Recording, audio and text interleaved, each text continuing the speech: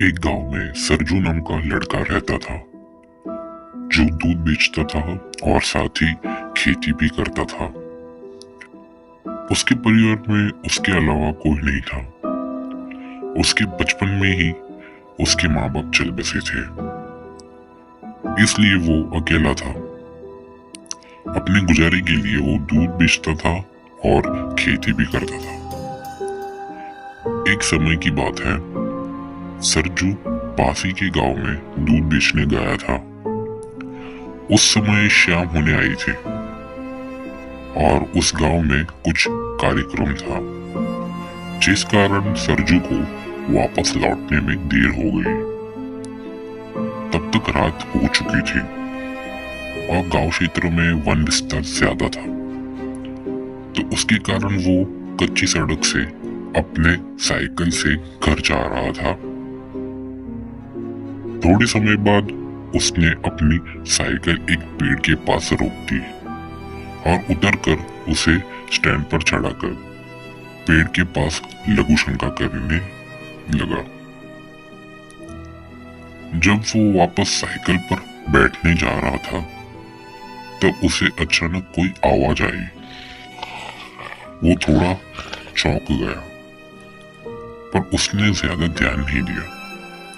उसे लगा रात का समय है और जंगल में है। उसे लगा कोई सामान्य आवाज होगी। यह सोचकर वो वापस जाने लगा, पर फिर उसे कोई आवाज सुनाई दी।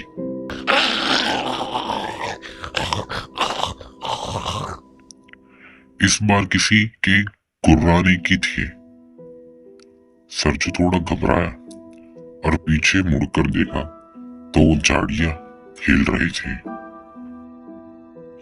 हिम्मत जुटाकर वो उन झाड़ियों के पास गया और हाथ से कुछ झाड़ियां हटाकर झांकने लगा।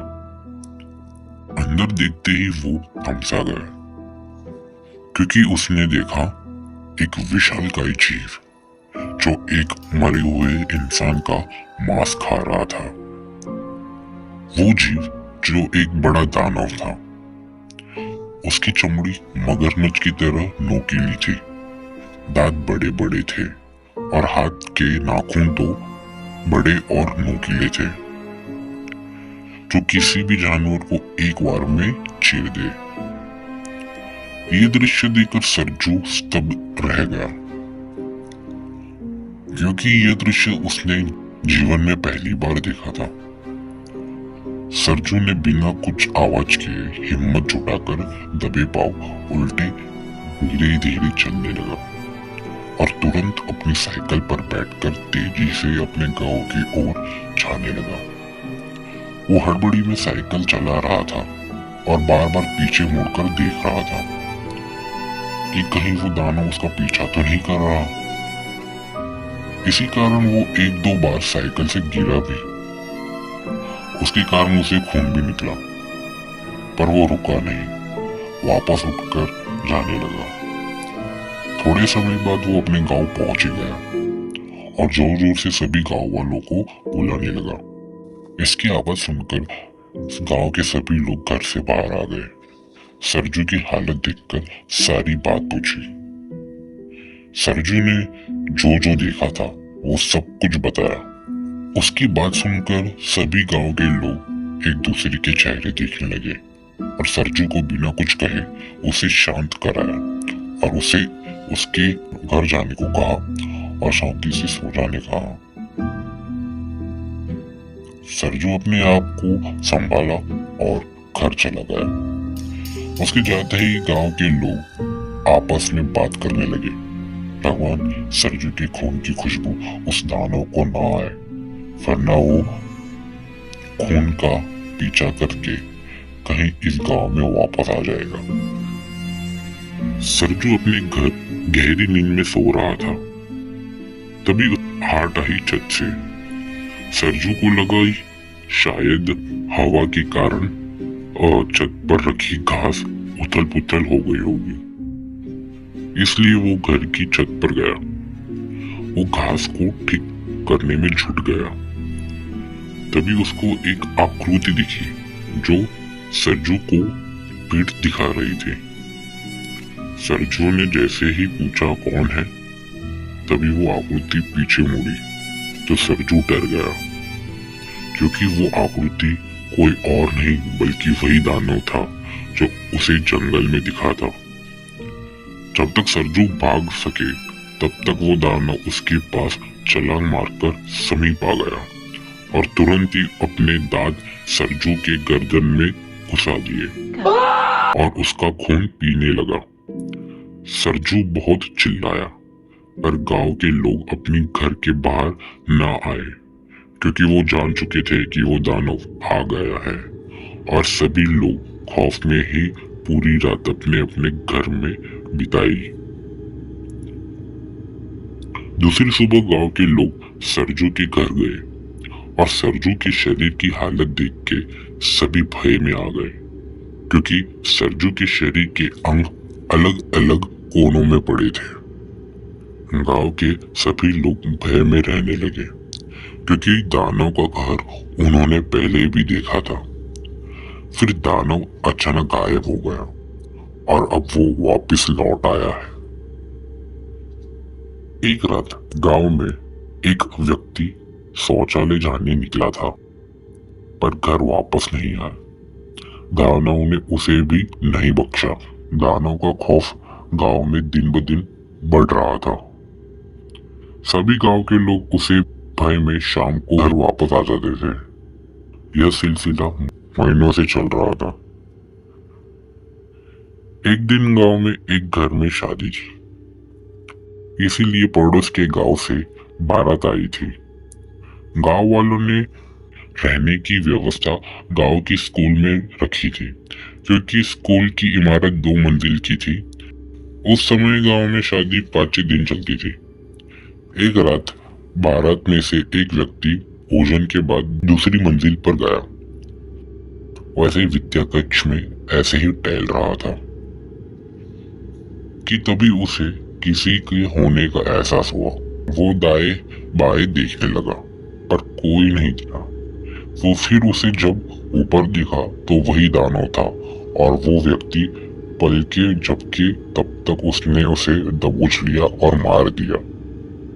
बहुत समय तक उस व्यक्ति के न होने पे बारात में से कुछ लोग ऊपर दूसरी मंजिल पर आए तो देखा कि दानव उसी व्यक्ति का मांस खा रहा था।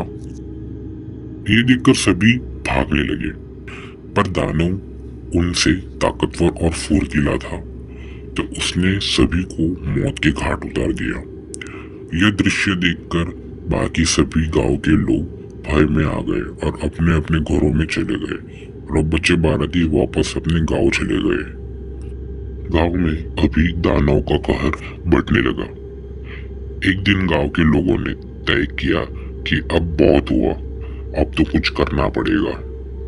तभी उन्होंने विचार किया और आस पड़ोस के गांव में से तांत्रिक साधु को ढूंढने लगे, ताकि वे इसका हल निकालें। आखिरकार गांव में एक तांत्रिक मिले। वो इनके गांव आए। गांव के बड़े बुजुर्ग मुखिया ने उस तांत्रिक से बात की और दानव के कहर की सारी बात बताई।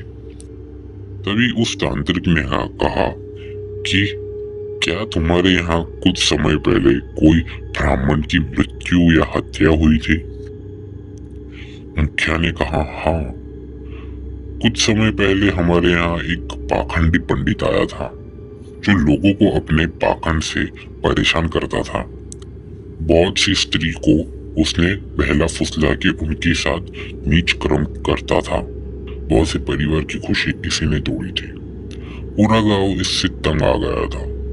इसलिए गांव के सभी लोगों ने मिलकर एक रात जब वो सो रहा था तब सब उसके घर को आग लगा दी। उसमें वो तड़प तड़प कर मर गया। तांत्रिक ने कहा, यही ब्रह्म राक्षस वो ब्राह्मण है जो आप सभी ने मार डाला था। वो अपना बदला लेने वापस आया था। अपने क्रूर विचार और क्रम के वजह से वह दानव बन गया है, और इसका खात्मा करने के लिए हमें तंत्र मंत्र की जरूरत पड़ेगी, और इस दानव को केवल पूर्णिमा में ही मारा जा सकता है। गांव के लोगों ने बैठक बुलाई और दानव को मारने का षड्यंत्र रचने लगे। आखिर में षड्यंत्र रच लिया, पर उसे पूरा करने 2 लोगों की जरूरत थी। तभी 2 व्यक्ति ने जिम्मा उठाया। वो 2 मछुआरे थे। तांत्रिक ने उन्हें सारी बात बताई कि किस और कैसे कब षड्यंत्र पूरा करना है। फिर दूसरी रात दोनों मछुआरे एक बस निकाली। बस के पिछले सीट पर मांस का टुकड़ा रखा था ताकि दानव उसकी महक से उनका पीछा करे। दोनों ने पूरे गांव में बस चलाई ताकि दानव जहां भी हो वहां से बाहर आ जाए। आखिर जैसे सोचा था वैसे ही हुआ। दानव मांस के महक से बस का पीछा करने लगा। तभी उन्होंने षड्यंत्र के मुताबिक गांव के चौक पे बस को लाने तेजी से चलाने लगे। दानव तेजी से बस के अंदर आ गया और मांस खाने लगा। उसे देखकर मछुआरे डर गए। दानव ने उनमें से एक को अपना शिकार बनाया और जो बस चला रहा था उसने अपनी स्पीड बढ़ाई और जैसे जैसे चौक में बस लेकर आया। तांत्रिक ने बस आते ही एक कपड़े का गुच्छा तेल में भिगाकर जलाकर बस में फेंक दिया। धुएं के कारण दानव थोड़ा परेशान हुआ। तभी तांत्रिक ने मछुआरे को बस से बाहर निकाल लिया और जैसे जैसे दानव को मंत्र से वश में किया और बस से बाहर लेकर आया। प्लान के मुताबिक गांव के सभी लोग गुलाल लेकर एक गोल चक्र बनाया और दानव को बीच लेकर आए। दानव पूरी तरह तांत्रिक के वश में था। फिर तांत्रिक ने मंत्रित खंजीर निकाला और दानव को छाती पर घोंप दिया और आखिरकार दानव मर गया। सभी ने फिर उसको जला दिया और आखिरकार गांव वालों को दानव से मुक्ति मिल गई।